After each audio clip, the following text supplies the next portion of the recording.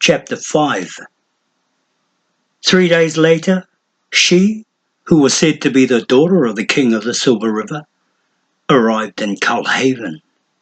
The news of her coming preceded her by half a day, and by the time she reached the outskirts of the village, the roadway leading in was lined with people for more than a mile.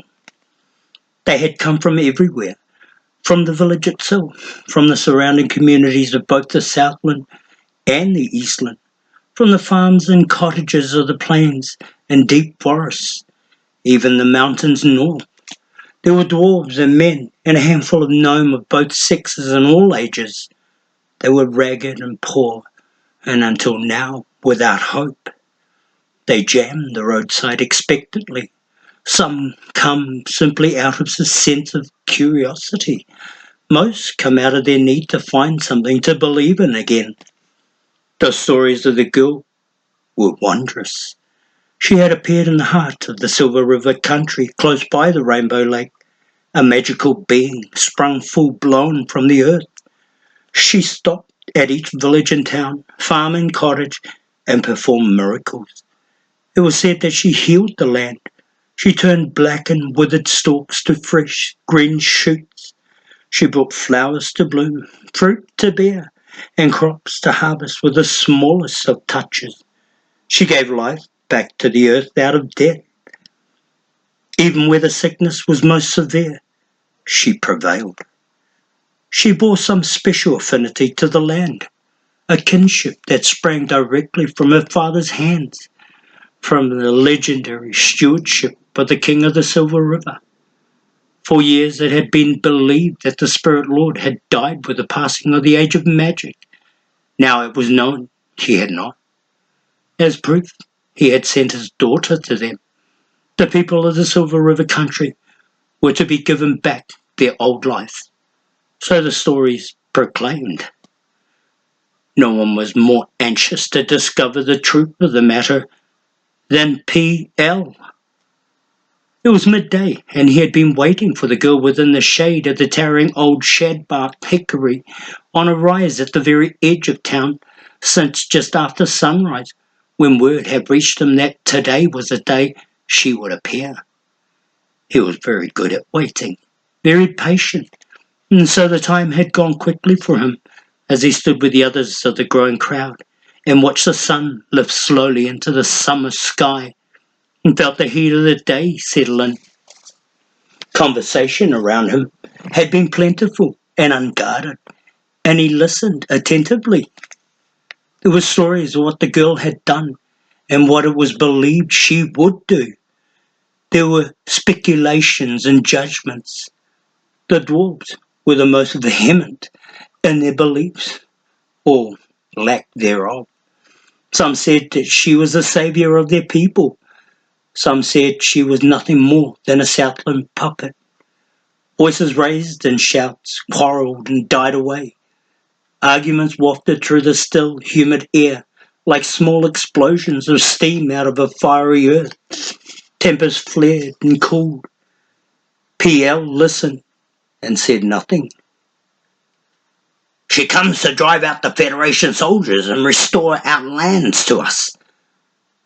Land that the King of the Silver River treasures. She comes to set us free. Bah, old woman, you speak nonsense. There is nothing to say, she who she claims to be. What do you know what she can or cannot do?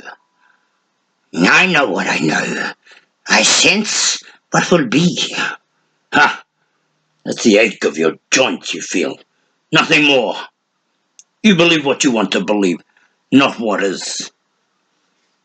The truth is that we have no more sense of who this girl is than we do of what tomorrow will bring. It is pointless to get our hopes up. It is more pointless to keep them down. And so on, back and forth. An endless succession of arguments and counter-arguments that accomplish nothing except to help pass the time. P.L. had sighed inwardly. He seldom argued. He seldom had cause to. When at last she was said to approach, the arguments and conversations faded to mutterings and whispers. When she actually appeared, even the mutterings and whispers died away. A strange hush settled over those who lined the roadway, suggesting that either the girl was not at all what they had expected, or perhaps that she was something more. She came up to the centre of the roadway, surrounded by the would-be followers who had flocked to her during her journey east, a mostly bedraggled lot with tattered clothes and exhilarated faces. Her own garb was rough and poorly sewn, yet she evinced a radiance that was palpable. She was small and slight, but so exquisitely shaped as to seem not quite real. Her hair was long and silver, shining as water would when it shimmered in the moonlight. Her features were perfectly formed. She walked alone in a rush of bodies that crowded and stumbled about her, yet could not bear to approach. She seemed to float among them. Voices called out anxiously to her, but she seemed unaware that anyone was there. And then she passed PL and turned deliberately to look at him. PL shuddered in surprise. The weight of that look, or perhaps simply the experience of it, was enough to stagger him. Almost immediately, her strange black eyes shifted away again, and she was moving on. A slither of brilliant sunlight that had momentarily left him blind. PL stared after her, not knowing what she had done to him, what it was that had occurred in that brief moment when their eyes met. It was as if she looked into his heart and mind and read them quite clearly. It was as if that single glance she had discovered everything there was to know about him. He found her to be the most beautiful creature he had ever seen in his life. She turned down the roadway into the village proper, the crowd trailing after, and PL followed. He was a tall, lean man, so thin that he appeared gaunt. His bones were prominent, and the muscles and skin of his body were moulded tightly against them, so as to suggest he might easily break. Nothing could have been further from the truth. He was as hard as iron. He had a long, narrow face with a hawk nose, and a wide forehead with eyebrows set high above hazel eyes that were disarmingly frank to look upon. When he smiled, which was often, his mouth had a slightly lopsided appearance to it. His hair was brown and cropped close, rather spiky and uncontrolled. He slouched a bit when he walked. It might have been either a gangly boy or a skulking cat. His hands were slim and delicate. He wore common forest clothing, made of rough cloth dyed various shades of green and taupe, boots of worn leather laced back and across, and a short cloak with pockets. He carried no visible weapon. The stilt was strapped to his thigh just below his right hip. The knife rode beneath his loose-fitting pants, where it could not be seen, but where it could be reached easily through a slit cut into a deep forward pocket. He could feel the blade's warm magic as he moved to keep up with the girl. People stepped aside, whether from what they saw in his face or the way he moved or the unintangible wall that he sensed surrounded him. He did not like to be touched, and everyone seemed instinctively to know it. As always, they shied away.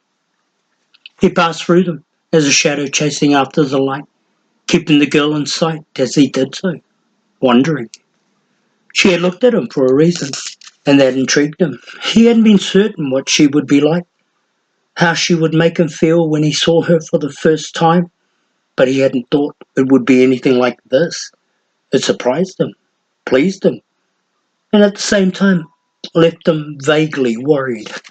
He didn't like the things that he couldn't control, and he suspected that it would be difficult for anyone to exercise control over her.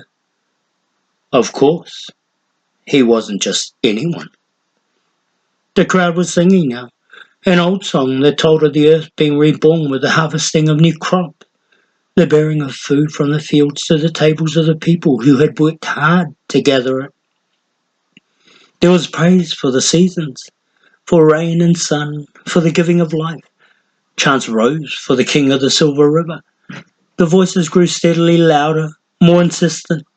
The girl seemed not to hear. She walked through the singing and the cries without responding, making her way first past the houses that lay at the edge of the village, then the larger shops that formed the core of the business centre.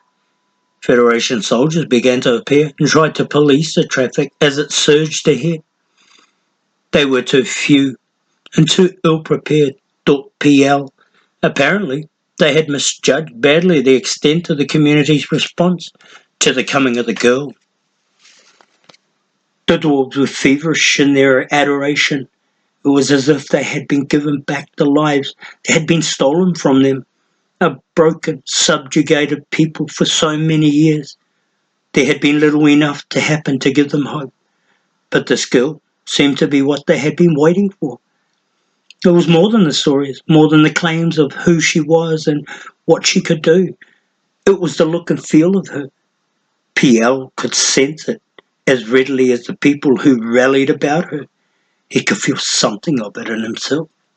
She was different from anyone he had ever seen. She had come here for a reason. She was going to do something. Business ground to a halt in Culhaven as the whole of the village, oppressed and oppressors alike, turned out to discover what was happening and became part of it. PL had the sense of a wave gathering force in the ocean, growing in size until it dwarfed the vast body of water that had given life to it. It was so with this girl. There was a sense of all other events beyond this one ceasing to exist. Everything but what she was faded away and lost meaning. PL smiled. It was the most wonderful feeling. The wave swept through the village, past the shops and businesses, the slave markets, the workhouses, the compounds and soldiers' quarters, the shabby homes of the dwarves, the well-kept houses of the Federation officials, down the main thoroughfare and out again. No one seemed able to guess where it was going. No one but the girl, for she had led even at the centre of the maelstrom of bodies, guiding somehow the edges of the wave, directing it as she wished. The cries and singing and chants continued, unabated, exhilarated, rapturous.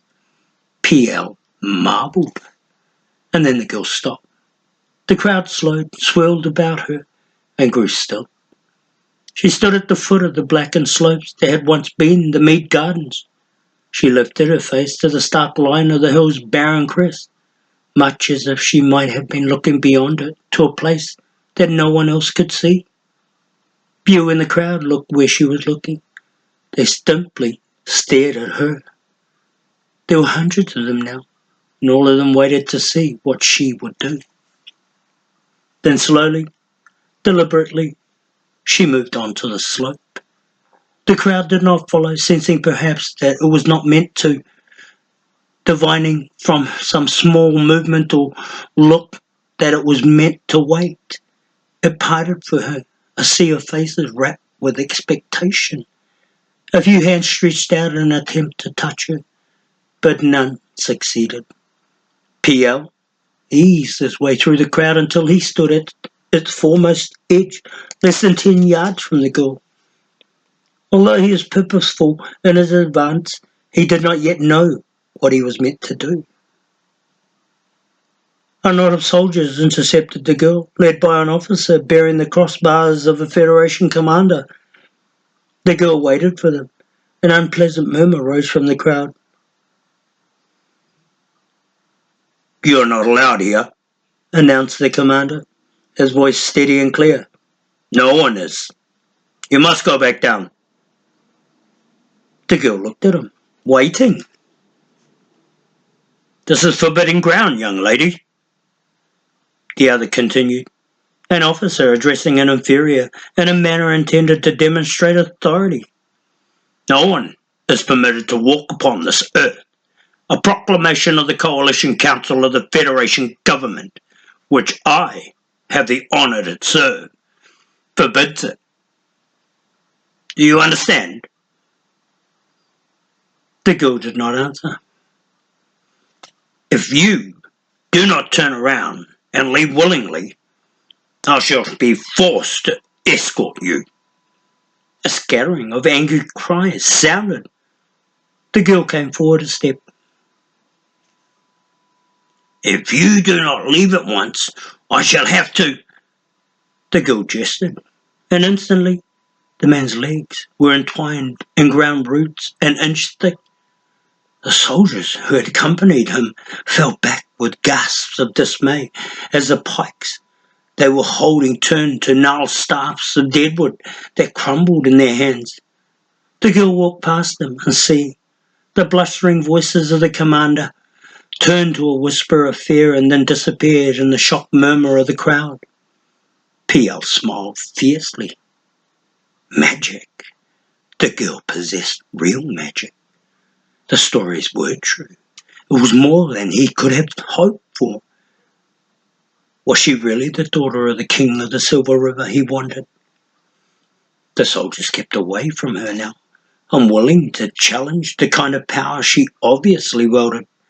There were a few attempts at issuing orders by lesser officers, but no one was sure what to do after what had happened to the commander.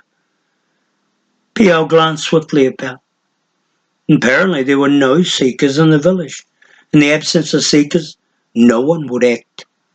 The girl proceeded up the empty, burned surface of the slope toward its summit, and her passing barely stirred the dry earth on which she walked.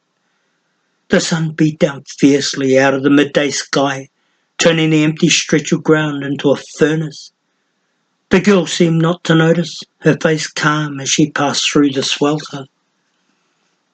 As he stared at her, PL felt himself drawn to the rim of the vast chasm, knowing that beyond was something so impossible that he could not imagine it. What would she do? She came to the summit of the slope and stopped. A slim, ethereal form, outlined against the sky. She paused for a moment, as if searching for something in the air around her, an invisible presence that would speak to her. Then she knelt. She dropped down to the charred earth of the hillside and buried her hands within it. Her head lowered and her hair fell about her in a veil of silver light. The world about her went absolutely still. Then the earth beneath began to tremble and shake, and a rumbling sound rose out of its depths. The crowd gasped and men fell back. Women snatched up children, and cries and shouts began to sound. PL came forward a step, his hazel eyes intense. He was not frightened. This was what he had been waiting for, and nothing could have chased him away. Light seemed to flare from the hillside then, a glow that dwarfed even the sunlight's brilliance. Geysers exploded from the earth, small eruptions that burst skyward, showering PL and the foremost members of the crowd with dirt and silt. There was a heaving as if someone giant buried beneath was rising from his sleep, and huge boulders began to jut from the ground like the bones of the giant's hunched shoulders. The burned surface of the hillside began to turn itself over and disappear. Fresh earth rose up to cover it, rich and glistening, filling the air with a pungent smell. Massive roots lifted out like snakes, twisting and writhing in response to the rumbling. Green shoots began to unfold. In the midst of it all, the girl knelt. Her body was rigid beneath the loose covering of her clothes, and her arms were buried in the earth up to her elbows. Her face was hidden. Many in the crowd were kneeling now, some praying to the forces of magic once believed to have controlled the destiny of men, some simply steadying themselves against tremors which had grown so violent that even the most sturdy trees were being shaken. Excitement rushed through PL and left him flushed. He wanted to run to the girl, to embrace her, to feel what was happening within her, and to share in the power. Boulders grated and boomed as they rearranged themselves, changing the shape of the hillside. Terrace walls formed out of the rock. Moss and ivy filled the gaps. Trails wound down from one level to the next in gentle descent. Trees appeared, roots became small saplings. The saplings in turn thickening and branching out, compressing dozens of seasons of growth in scant minutes. Leaves budded and spread as if desperate to reach the sunlight. Grasses and brush spread out across the empty earth, turning the blackened surface a vibrant green. And flowers. PL cried out in the silence of his mind. There were flowers everywhere, springing forth in a profusion of bright colours that threatened to blind him. Blues, reds, yellows, violets. The rainbow's vast spectrum of shades and tones blanketed the earth. Then the rumbling ceased, and the silence that followed was broken by the singing of birds. PL glanced at the crowd behind him. Most were on their knees still, their eyes wide, with faces rapt with wonder. Many were crying. He turned back to the girl. In a span of no more than a few minutes, she had transformed the entire hillside.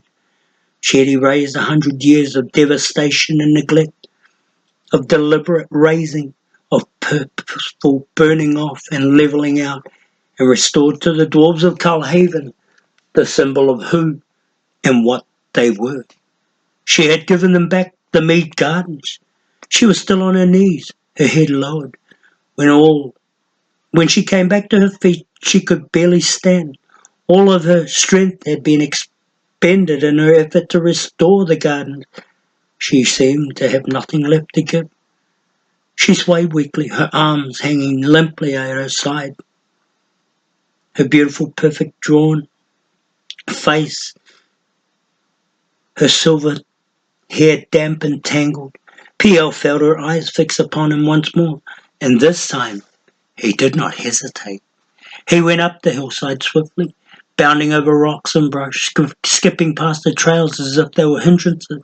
He felt the crowd surging after him, heard their voices crying out, but they were nothing to him. And he did not look back. He reached the girl as she was falling and caught her in his arms. Gently he cradled her, holding her as if he might a captured wild creature, protectively and possessively at once. Her eyes stared into his. He saw the intensity and brilliance of them, the depth of feeling they held, and in that moment was bound to her in a way that he could not describe. Take me to where I can rest, she whispered to him. The crowd was all about them now, their anxious voices a babble he could not block out. A sea of faces pressed close. He said something to those closest to reassure them that she was only tired, and heard his words pass from mouth to mouth. He caught a glimpse of Federation soldiers at the fringes of the crowd, but they were wisely choosing to keep their distance. He began moving away, carrying the girl, amazed at how little she weighed. There was nothing to her, he thought, and everything. A handful of dwarves intercepted him, asking him to follow them, to bring the daughter of the king of the Silver River to their home, to let her rest with them. PL let himself be guided by them. One home was as good as another for now. The eyes of the crowd followed after, but already it was dispersing as if fringes, straying off into the paradise of the garden, discovering for themselves the beauty that it held. They were singing again, softer now, songs of praise and thanksgiving for the girl, lyrical and sweet. PL descended the hillside and passed out of the mead gardens and back into the village of Culhaven, with the girl asleep in his arms. She had given herself into his keeping. She had placed herself under his protection. He found it ironic. After all, he had been sent there to kill her.